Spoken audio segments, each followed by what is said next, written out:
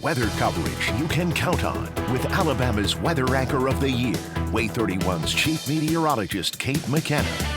The storms that I've been tracking for you are just now moving into Muscle Shoals. This is the live view on the WAAY 31 Thompson Roofing and Construction Sky Camera Network. Notice that visibility is starting to drop, raindrops on the camera lens there.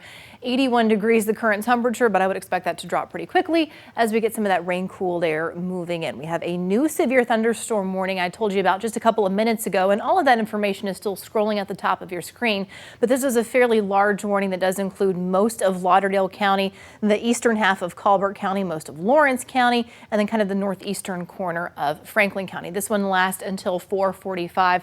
This line of storms is tracking eastward between 40 and 50 miles per hour, and the reason for the warning is we can see winds gusting to 60 plus miles per hour within this line.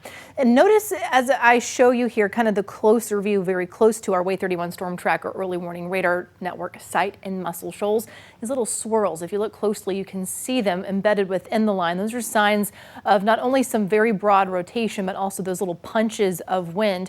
Every little bowing segment, that's where the wind is at its strongest, kind of at the apex of those bows. So this is tracking towards Layton. It's going to be in Layton by 4:19. Our current time is 4:18. So just within the next minute or two, North Cortland 4:31, Anderson 4:42, Trinity 4:51, and Athens just before 5 p.m. I'm going to take you on a closer view here of that wind data coming from Muscle Shoals, our WAAY 31 Storm Tracker early warning radar network site in Muscle Shoals. And you'll see, if you look closely, those little ripples in the wind as these storms are approaching. And where you see the brightest greens, the brightest reds, almost pinks, those are indications of winds closer to 60 miles per hour occurring with this storm. And it's not just one little section here that we're watching closely for you. All of that extends even south of Marion County, little swirls within the line. So we'll be monitoring that threat for broad rotation in addition to just strong wind.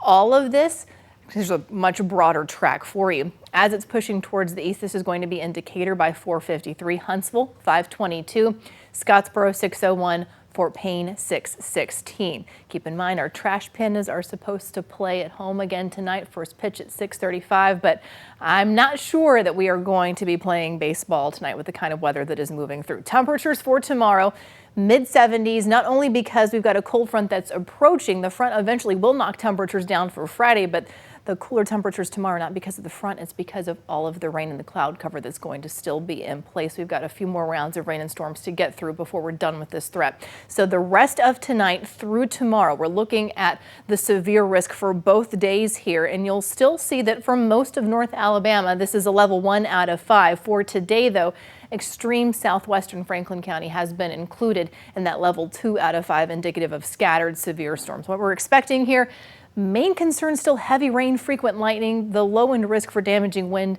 exists, and that's just because the severe risk overall is on the lower end, but we can still see some of those stronger storms, and that's exactly what we're experiencing right now. As we go throughout the rest of this evening, round 1 continues to push out into Georgia. Round 2 is what we are dealing with right now. This data source is underdoing the intensity just a little bit, but it still shows a very active picture here through 11 o'clock all the way through midnight.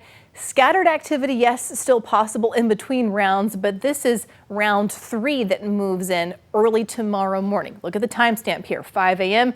Expect to maybe get woken up by a lot of thunder and lightning tomorrow morning in the Shoals, but for areas along and east of I-65, all of these storms are going to coincide with your morning commute. Your timestamp here, 8 a.m. right along I-65 and 565. Storms continue to slowly track eastward. There's 10 a.m.